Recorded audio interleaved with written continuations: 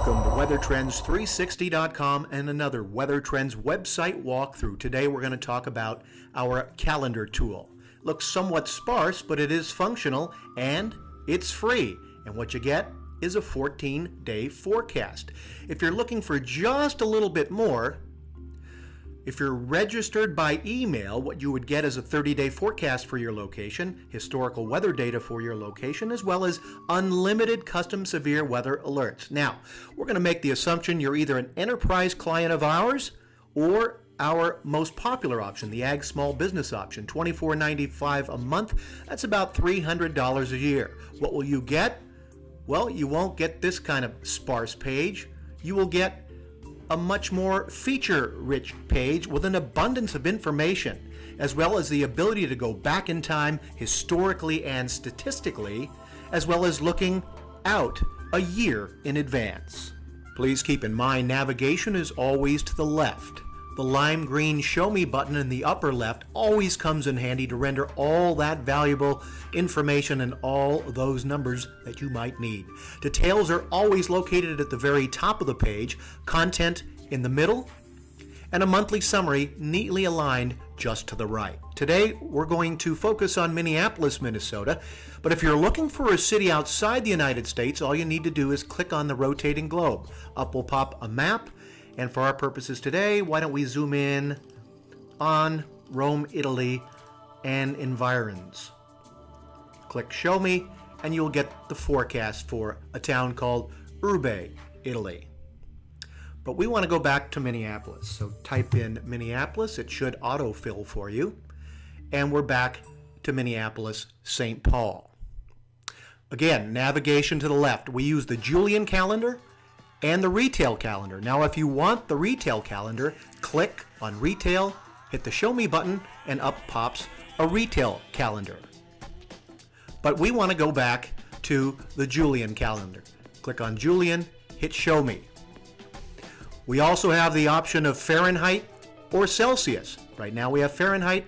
If we want Celsius, click on Celsius, click the Show Me button, and we have the Minneapolis-St. Paul high and low temperatures for 30 days in Celsius.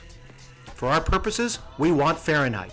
So click on F, Fahrenheit, Show Me, and we're back to Fahrenheit for Minneapolis-St. Paul. Today's date is Friday, September 5th, and we're looking at details for Minneapolis-St. Paul. And for that, we go to the top of the page. You can see they're expecting mostly cloudy skies, high of 68, low of 55, and all the details you could possibly want to help you. Wind northwest at 10 with gust to 25. You get humidity, precip, snowfall. Yes, it's Minneapolis, but still September, maybe not quite yet. UV index, soil moisture, soil temp, daylight hours, sunrise, sunset, moonrise, moonset, moon illumination. Also the average temp against last year. In this case, 11.3 degrees cooler today than at this time last year. You also get the average temp versus normal, in this instance, minus 5.5 degrees cooler. As you can see, we're in the low high temperature section of the data area in the navigation. The color coding, as you can clearly ascertain, gives you a quick glance opportunity to see how these temperatures stack up against last year as well as normal. Blue being much colder, light blue being colder, gray is similar, orange is warmer, and the red signifying much warmer. Let's see how temperatures in Minneapolis on Thursday, September 11th stack up against last year's temperatures. Click on last year and you can clearly see Thursday, September 11th this year will be 21 degrees colder than this time last year. You can also check what it is versus normal. It'd be 10 degrees colder than normal. So go back to last year, you can see 21 degrees colder on September 11th than last year. If you're looking for opportunities as a retailer, for instance, Minnesotans might not be heading out to their 10,000 lakes on this day or this week. They might be heading to the malls instead or to the hardware stores to check out some merchandise for the fast approaching winter. This forecast is a great weather guidance tool to help you make smart business decisions. Please note, under each week you will find the precipitation for your location, either observed or forecast. This is versus last year. If you want the normal, you have that as well to compare this year versus normal precipitation. If you want an aggregation of what to expect this entire month, the monthly summary to the right is your streamlined source.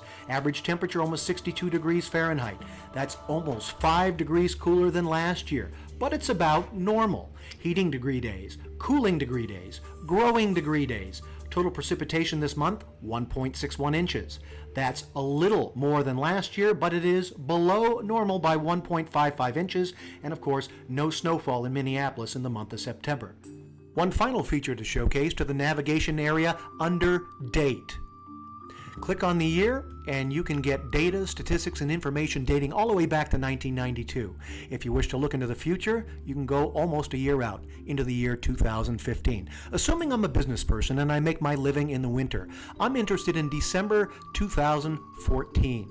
Click on December, click on Show Me, and I get a representation of the month of December, a couple of months from now. I can see it's going to be warmer than we've experienced this time last year, but there is a cold weather opportunity the first week of December. If I'm in the snowplow business, or trying to turn parks into skating rinks, if I sell heaters, parkas, gloves, I have a great opportunity right here. If I want to see how it stacks up against last year, I can click on Last Year, Show Me, and you can see this first week is much colder than last year. How does it stack up against normal? Click on Normal and Show Me. Here is the opportunity if I make my business in the winter. That's a look at the calendar feature at WeatherTrends360.com. Here's hoping you enjoy better business in any weather.